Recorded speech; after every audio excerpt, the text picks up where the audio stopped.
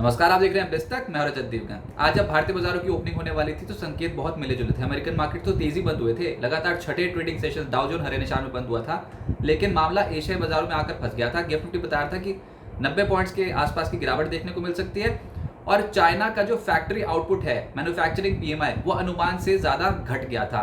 कमजोर आंकड़े थे, लेकिन पॉजिटिव ट्रिगर भी था। डोनाल्ड ट्रंप खुश हुए हैं, उन्होंने ऑटो सेक्टर के लिए जो टैरिफ है उसमें ढील देने की बात कर दी। ऊपर से बोल दिया कि अगर ये ट्रेड डील साइन होती है तो उसमें भारत सबसे पहले भारत के साथ साइन होगी। अब बाजार के पास एक पॉजिटिव ट्रिगर, एक नेगेटिव ट्रिगर, उस बीच में ये जंग की जो आहट है, युद्ध की जो आहट है, उससे भी कहीं ना कहीं ट्रेडर्स थोड़े सतर्क हैं। तो ऐसे में कोई बड़ी चाल बन नहीं सकती थी। आज निफ्टी की वीकली एक्सपायरी थी, लेकिन खेल हो गया, वो मैं आपको बताऊंगा। पहले तो बाजार की चाल समझिए। आज 24,342 के लेवल पे ओपन हुए और उसके बाद एक डिप आया था जिसमें 24,268 तक गए थे शुरुआती 15 मिनट पे, लेकिन उसके बाद 24,395 का हाई भी लगा लिया था। अब ये हुआ 1 घंटे का कारोबार, इसी रेंज के अंदर अंदर सिमट कर रह गए। मेजॉरिटी ऑफ द टाइम तो ये रेंज टूटी ही नहीं दिन भर, लेकिन जाते जाते हुआ खेल। 3 बजे आपने आज के दिन का हाई टच किया 24,396 और उसके बाद अंतिम आधे घंटे में जो पिटाई हुई, अचानक से एक्सपायरी प्ले हो गया। आज निफ्टी की वीकली एक्सपायरी थी और शॉक लगा। अंतिम आधे घंटे में बहुत जबरदस्त बिकवाली देखने को मिली है। एक्सपायरी से आधे घंटे पहले एक बड़ा खेल हुआ। निफ्टी 24,396 से लुढ़ककर 24,198 पहुंच गया और अंतिम आधे घंटे में 198 पॉइंट्स का क्रैक देखने को मिला था मार्केट पे। अब कह सकते हैं एक्सपायरी थी तो पोजीशंस एकदम से सेटल होती हैं, लेकिन ये एकदम से हुआ था और डे हाई से एकदम से डे लो पे चले गए थे। संभल नहीं पा रहे थे। अब कारण ढूंढने की कोशिश की, कुछ नहीं मिल रहा था। बैंक निफ्टी 55,217 से लुढ़ककर 54,723 के लेवल पे पहुंच गया। बैंक निफ्टी अंतिम आधे घंटे में 494 अंक साफ हो गया बहुत ही स्पीड से। अब वो आप देखो क्लोजिंग तो एडजस्टेड बेसिस पे ही आएगी, क्योंकि 30 मिनट वाली तो हम आखिरी में एडजस्टमेंट ही होती है। तो जो एडजस्ट होकर क्लोजिंग हुई है वो है 24,334 की, लेकिन एक बार आप अंतिम आधे घंटे में 24,198 तक पहुंच गए थे। अब क्लोज टू क्लोज आपको एक अंक ये निफ्टी बदला हुआ नजर आएगा। निफ्टी बैंक 304 अंक गिरकर 55,087 के लेवल पे बंद हो गया, लेकिन अंतिम आधे घंटे पे एक बार दर्शन करा गया था 54,723 के लेवल के। सेंसेक्स 46 अंकों की गिरावट के साथ क्लोज टू क्लोज 80,242 के लेवल पे हुआ है बंद। भारतीय एयरटेल, एचडीएफसी बैंक, मारुति, सन फार्मा, एचडीएफसी लाइफ ये चढ़ने वाले थे। गिरने वाले थे Bajaj finance, SBI, Tata Motors, UltraTech, ICICI bank. अब बजाज फाइनेंस तो आज की स्टोरी है, लेकिन एडवांसेस थे निफ्टी के मात्र 15, गिरने वाले थे 35। ब्रॉडर मार्केट्स में भी आज दबाव वाले तो ज्यादा ही हो गए, क्योंकि गिरने वाले थे 2,228, चढ़ने वाले मात्र 631। निफ्टी गेनर्स में एचडीएफसी लाइफ का नंबर आ गया। आज ये स्टॉक 4% दौड़ गया। मारुति एकदम से चढ़ना शुरू हुआ तो 3% ऊपर आ गया। फिर एसबीआई लाइफ भी 2% ऊपर आ गया। भारतीय एयरटेल, सन फार्मा जैसे स्टॉक्स भी चढ़ गए। भारतीय एयरटेल आज 0.25% चढ़ा है। लेकिन जो खेल हुआ वो था बजाज फाइनेंस और बजाज फिनसर्व में। बजाज फाइनेंस नतीजे आए, बजाज फिनसर्व के भी नतीजे आए। नतीजों के बाद दोनों स्टॉक्स क्रैश कर गए 5.25% से 5.5%, लेकिन कारण कुछ और था। देखिए गाइडेंस, यहाँ पर जो गाइडेंस है उसको लेकर एक तो बाजार थोड़ा सा नर्वस हो गया और ऊपर से जो अनाउंसमेंट करनी थी सब कर दी। निवेशकों को इतने बड़े बड़े तोहफे दे दिए। एक तो बोनस, एक शेयर पर 4 बोनस शेयर्स की अनाउंसमेंट बजाज फाइनेंस ने करी। उसके बाद स्टॉक स्प्लिट भी होगा, एक शेयर को 2 शेयर में स्प्लिट कर दिया जाएगा, यानी कि जिसके पास एक शेयर है उसके पास हो जाएंगे 10। अब ये तो बहुत ही बढ़िया अनाउंसमेंट, ऊपर से डिविडेंड भी दिया, स्पेशल डिविडेंड भी दिया।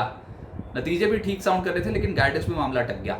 बजाज फाइनेंस टूट गया 5.25%। फिर पेरेंट कंपनी वो बजाज फिनसर्व, वो भी आज 5.5% टूट गई। तो जो पॉजिटिव सुनना चाहते थे, जितनी खबरें सुनना चाहते थे, सब एक ही दिन में आ गई और स्टॉक में मुनाफा वसूली हो गई। ट्रेंड आज 0.5% नीचे चला गया। कल आए थे इसके नतीजों के बाद खुश हुआ था, लेकिन आज सरेंडर कर गया। टाटा मोटर, एसबीआई भी 3% के करीब टूट गए। एफएनओ गेनर्स में आईजीएल का नंबर आएगा, आज ये 4% ऊपर। फिर एचडीएफसी लाइफ, आज इंश्योरेंस कंपनी ये कुछ एक्टिव थी, निफ्टी का टॉप गेनर है वैसे एचडीएफसी लाइफ। फिर tube investment, Maruti, Apollo tyres 3.5% के करीब उछलते हुए नजर आए। टायर सेक्टर में आज बहुत अच्छी खरीदारी हुई है। एफएनओ लूजर्स में बजाज फिनसर्व, बजाज फाइनेंस दिखाई देंगे आप, आज के दिन के एक्सीडेंट हैं। फिर एक्साइड नतीजों के बाद टूट गया, ये भी 5% नीचे। बीएसई और ट्रेंड 4% टूटते हुए नजर आए। मिड कैप गेनर्स में सोनाटा सॉफ्टवेयर ये 12.5% चढ़ा है, चौंका दिया है स्टॉक ने। नेशनल से बहुत ही तगड़ी खरीदारी। फिर विशाल मेगामार्ट 10% का अपर सर्किट लग गया, नतीजे बहुत ही दमदार इस कंपनी के आए। गो कलर 7.5% ऊपर। फिर सीएट 6% ऊपर। आरआर कवेल और शैफलर 5.5% चढ़ते हुए नजर आए। मिड कैप लूजर्स में प्राज इंडस्ट्रीज नतीजों के बाद एक्सीडेंट 9% नीचे। वेस्ट लाइफ 0.8% नीचे। शॉपर स्टॉप नतीजों का इंपैक्ट 7% नीचे। सारे काम पीटीसीआई, लॉयड्स इंजीनियरिंग ये स्टॉक्स धड़ाम होते हुए नजर आए। रियल एस्टेट से जुड़ी कंपनी एक्टिव हो गई थी आज। जिसमें लोधा शोभा 2% से 3% चढ़े। गोदरेज प्रॉपर्टीज, डीएलएफ, रेमंड में भी खरीदारी आई, लेकिन ऊपरी स्तरों पर थोड़ी मुनाफा वसूली भी हो गई। बाजार का मूड नहीं था आज बहुत बड़ी बड़ी पोजीशन बनवाने का। टायर कंपनियों के स्टॉक्स दौड़े, जिसमें सीएट सबसे तेज चला नतीजों के बाद 6% ऊपर। यहाँ पर गाइडेंस कंपनी की अच्छी लगी मार्केट को, और सीएट 6% ऊपर चला गया। फिर अपोलो टायर्स भी 3% ऊपर, बालकृष्ण इंडस्ट्रीज और एमआरएफ में भी खरीदारी हो गई। फाइनेंशियल्स में जो दबाव था उसमें बजाज फिनसर्व, बजाज फाइनेंस तो है ही आज निफ्टी के टॉप लूजर्स। फिर REC limited, PFC, LIC housing जैसे स्टॉक्स टूट गए, लेकिन चढ़े भी हैं। इंश्योरेंस कंपनियां चढ़ी हैं, जिसमें एचडीएफसी लाइफ, एसबीआई लाइफ 2% 4% ऊपर, आईसीआईसी प्रू 1% ऊपर, आईसीआईसी जनरल इंश्योरेंस 1% ऊपर, और एचडीएफसी बैंक ने भी आज संभालने की कोशिश की है। पीएसयू बैंक्स नहीं, आज वो तो खराब मूड माहौल था, ऊपरी स्तरों पर दबाव ही बनता चला जा रहा था। UCO bank, SBI, PNB, Indian bank, bank of India, IOB 2.5% से 3.5% टूट गए। मीडिया कंपनियां भी आज प्रॉफिट बुकिंग दिखा रही थी, जिसमें सारेगामा 7% टूटा है, सन टीवी, हैथवे, नेटवर्क 18, पीवीआर, आइनॉक्स 3% से 4.25% टूटे हैं। और एनर्जी यहाँ पर मिक्स था मूड माहौल, जिसमें आईजीएल 4.25% ऊपर, जेएसडब्ल्यू एनर्जी 3% ऊपर, ऑयल इंडिया, पेट्रोनेट, एमजीएल जैसी कंपनियां, इनके स्टॉक्स चढ़े हैं, लेकिन गिरने वाले भी हैं, जिसमें गुजरात गैस 5% नीचे, आइनॉक्स विंड 4% नीचे। ऑयल मार्केटिंग कंपनीज में प्रॉफिट बुकिंग हो गई, एचपीसीएल 4.25% नीचे आ गया, और अदानी पावर, कैस्ट्रॉल भी टूट गए। अब आगे क्या होगा देखिए, 1 मई यानी कि गुरुवार, कल बाजार बंद है, हमारे मार्केट्स बंद है, बहुत सारे ग्लोबल मार्केट्स बंद है क्योंकि लेबर डे के मौके पर है छुट्टी। लेकिन हमारे मार्केट पे हो क्या रहा है, इंडेक्स तो मैनेज हो रहा है, निफ्टी तो साफ पता लग रहा है मैनेज हो रहा है, कोई ऊपर कोई नीचे, इस तरीके का मार्केट है, जाने को कहीं तैयार नहीं है, लेकिन निफ्टी हिल नहीं रहा।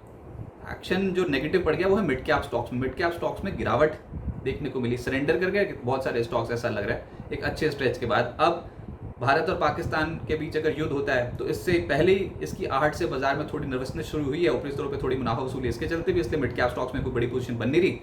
और ये जो चीन का फैक्ट्री आउटपुट डेटा आया था, इसने भी थोड़ा सेंटीमेंट खराब किया। 49 की रीडिंग आई थी, इस बार कॉन्ट्रैक्शन है पीएमआई में, तो वो अनुमान से ज़्यादा खराब आ गया, उसने भी थोड़ा सेंटीमेंट डैमेज किया। लेकिन वही बात है ना, फिर ट्रंप, इस समय ट्रंप तो खुश हुए, इनफैक्ट चुप ही हैं, वो कुछ बोल का रहे हैं, वो तो बोल रहे हैं कि ट्रेड डील साइन हो जाएगी एशियाई कंट्रीज के साथ, उसमें भी अगर होगी तो भारत में सबसे पहले होगी, तो उसके चलते एक पॉजिटिव ट्रिगर है। लेकिन बाजार में इन्वेस्टर्स जो है वो फूक फूक के कदम रखेंगे। बहुत हम देख तो रहे हैं कि निफ्टी पे वीकली ट्रेंड पॉजिटिव है, लेकिन कोई बहुत बड़ी चाल के लिए तैयार हो जाए ऐसा नहीं लग रहा। बार बार ऊपर जाते हैं तो मामला फंसता है, क्योंकि एक बहुत अच्छा स्ट्रेच हो चुका है ना, 2590 अंक तो आप चढ़ चुके हो निफ्टी पे अप्रैल लो से। 21,743 का लो था, वहां से देखोगे तो 12% की रैली तो ऑलरेडी हो गई, अब यहाँ पर आके पेज फंस रहा है ना। तो मेजर रिजल्ट्स भी होते चले जा रहे हैं, और उन कंपनियों पे रिएक्शन आ चुका है। अब रिजल्ट्स भी आने वाले समय के लिए हो जाएंगे कम, तो ट्रिगर की तलाश ही होगी। अब ट्रिगर ऐसे कैसे ढूंढे, जब तक कोई ट्रेड डील ही साइन नहीं हो जाती यूएस के साथ, तो वो पॉजिटिव ट्रिगर होगा। लेकिन फिर युद्ध की स्थिति है, वो एक नेगेटिव ट्रिगर होगा, तो पॉजिटिव नेगेटिव के चक्कर में बाजार एक रेंज में पड़ा रहेगा ऐसा लग रहा है। अभी भी देख लो तो 817 से तो कहीं गए नहीं, नीचे 23,847, ऊपर 24,457, इस दायरे में घूम रहे थे। और इस हफ्ते भी अभी तक जो ट्रेड हुआ उसमें 24,054 का ही तो लो टच किया है अभी तक। लेकिन आप ये कह सकते हो कि अप्रैल हाइस के आसपास ही तो आपने अप्रैल महीना खत्म किया है ना, तो स्ट्रेंथ तो है, लेकिन यहां से कोई बहुत शक्तिशाली मूव आ जाएगा वैसा नहीं, धीरे धीरे करके फूक फूक के कदम आगे बढ़ाएंगे ऐसा लग रहा है। 24,400 24,500 फिलहाल यहाँ पर एक रेजिस्टेंस जोन बरकरार रहेगा।